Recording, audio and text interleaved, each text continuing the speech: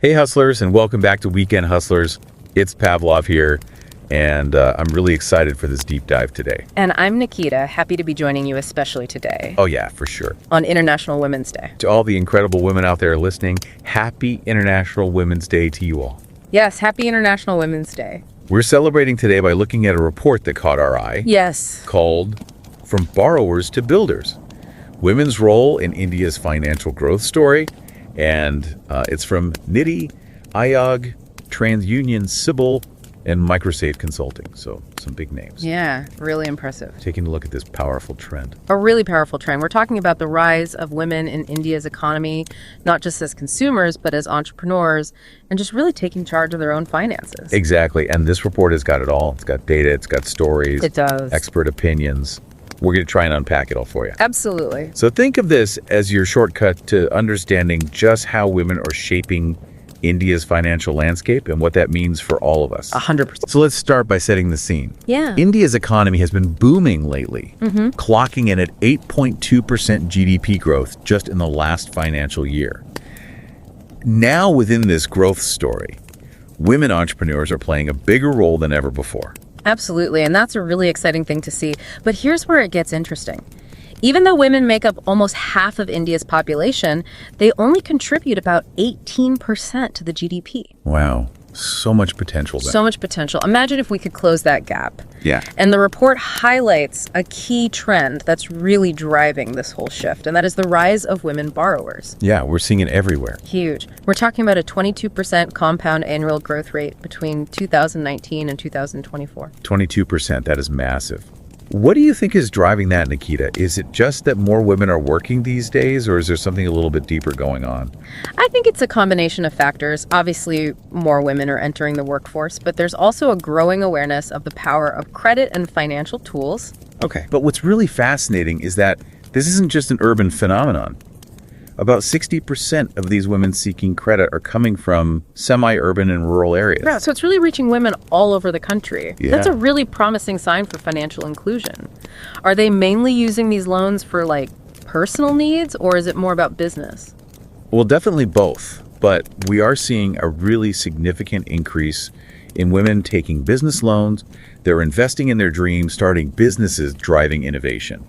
That's so awesome to hear. So I'm guessing they're not just sticking to traditional businesses. Are we seeing women branching out into new sectors? Absolutely. Gold loans are still the most common, but we are seeing a rise in women choosing loans against property and even agricultural loans. Wow. This shows their entrepreneurial spirit is going into so many different sectors, and they're not afraid to take risks. I love that. Okay, so we've got women taking charge of their finances, accessing credit, starting businesses. What about managing all of this? Are they on top of their credit health? This is where I get really excited. The report shows that an incredible 27 million women in India are now actively monitoring their credit scores.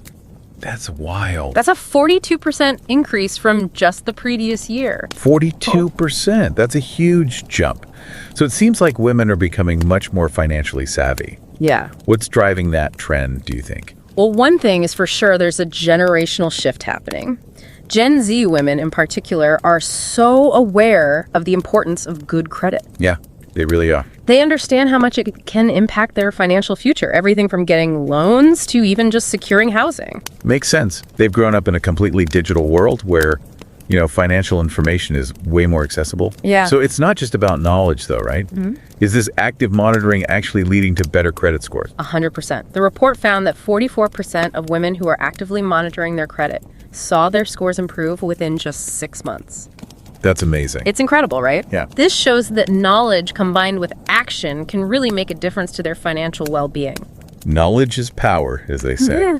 Now, all of this data paints a really compelling picture, but I always like to hear the human stories behind the numbers. Me too. The report mentions something called women borrower personas. Yes. Can you tell us more about that? Yeah, absolutely. So the report goes beyond just the statistics and introduces 6 distinct personas based on real experiences of women borrowers across India. These personas highlight the diverse journeys, motivations, and challenges that they face when they're navigating the financial world. I love that they've done that. Yeah. It's one thing to talk about the numbers, but it's another to hear from the women themselves. 100%. So let's dive into a few of these personas. Who do we have first? Okay, let's start with Priya, the independent go-getter. Okay. I love that name already. Priya is a drone tech entrepreneur. Talk about ambitious. Wow. She started with traditional loans, but she's now moved towards seeking grants and equity investments. Okay, so she's thinking long term. Not afraid to explore different avenues. Yeah. I like her style. Who's next? Next up, we have Nazrin, the guided achiever. Nazrin's story highlights the power of support systems. Oh, that's so important. She faced some cultural barriers against borrowing, which many women unfortunately still encounter. Sadly, yeah. But with the help of an organization that supports women entrepreneurs, she overcame those challenges and secured a loan to grow her business. That's amazing. That's what it's all about. I know. Access to information and mentorship. Yeah. It can be a game changer for women entrepreneurs. Okay, who else do we have? All right, so this persona might resonate with a lot of our listeners. Ratika, the disappointed applicant. Ratika runs a thriving juice shop, Love it.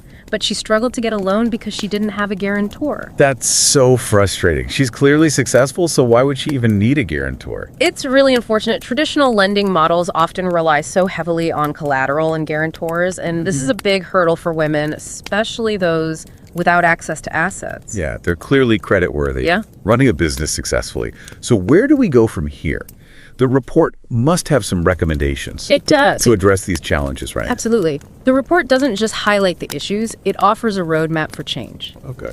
It outlines some key recommendations for how we can support women entrepreneurs and really unlock their full potential. Okay, I'm excited to dive into those.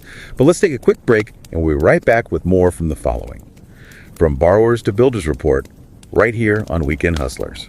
So we were talking about those recommendations for change, and the report really pushes for reimagining how we assess credit risk. Like, we need to move beyond those traditional methods and utilize things like AI and big data for a more nuanced understanding of women's creditworthiness. So we're talking about using tech to really get a clearer picture of women's financial capabilities, because the credit history doesn't always tell the whole story. Exactly. It's about recognizing their potential, not just their past. And it even goes beyond tech. You know, the report emphasizes community intelligence. Think about those institutions that work directly with women entrepreneurs.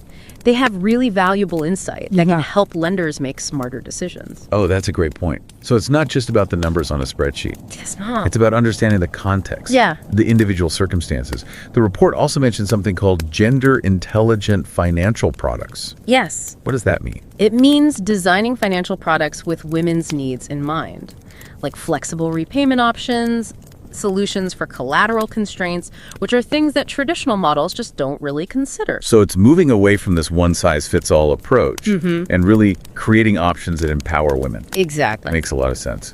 What else is on the roadmap for change? Something that's really important is boosting credit readiness among women-owned businesses, especially those micro, small, and medium enterprises, MSMEs. You know, a lot of women still lack the knowledge and tools to manage their finances effectively or to even prepare for formal borrowing. So it's about giving them the skills and knowledge to confidently navigate the financial world. Exactly. Things like promoting digital transactions, encouraging proper bookkeeping, helping women formalize their businesses. All these steps can really improve their creditworthiness and make them more attractive to lenders. Yeah, I can see how that creates this ripple effect. More financial literacy, better credit, more opportunities for growth. It's all connected. Yeah. Anything else in the report that stood out to you? One more crucial piece is strengthening those support ecosystems for women entrepreneurs. Absolutely. Organizations like the Women Entrepreneurship Platform, WEP, for example, they provide mentorship networking opportunities, connections to potential creditors. It's all about community, It is. where they can learn from each other, share resources, and get support to thrive. Yeah, that sense of community can be so powerful, especially when you're facing challenges. For sure. We're also seeing initiatives like the Financing Women Collaborative, which brings together financial service providers, banks, and organizations to try and create a more inclusive financing ecosystem. That's fantastic. So it sounds like the report paints a pretty hopeful picture of the future for women in India's economy. It does. It's not just about breaking barriers, but building businesses, creating jobs, driving innovation. And it's not just about empowering women for the sake of equality, although, of course, that is important. Yeah. It's about unlocking this massive economic opportunity for India as a whole. It really is. It's a win-win situation. I think that's a key takeaway for our listeners. Supporting women entrepreneurs is not just the right thing to do, it's a smart business decision. When women succeed, everyone benefits. But let's go a bit deeper. What does all of this mean for our listeners, especially those who are thinking about starting or growing their own business? I think it's about understanding that the landscape is changing. There's a growing recognition of the power of women entrepreneurs, and there are more resources and support systems available than ever before. Don't be afraid to seek out those resources, connect with other women entrepreneurs, build that network of support. Be proactive.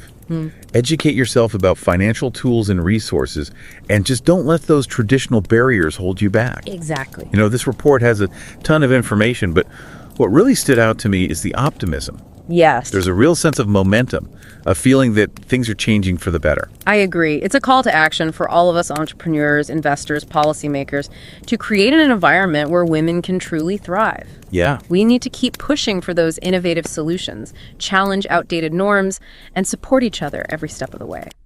And on that note, Nikita, do you have any final thoughts for our listeners? Anything you want to leave them pondering as they finish up this episode? I'd like to challenge our listeners to think beyond the existing solutions.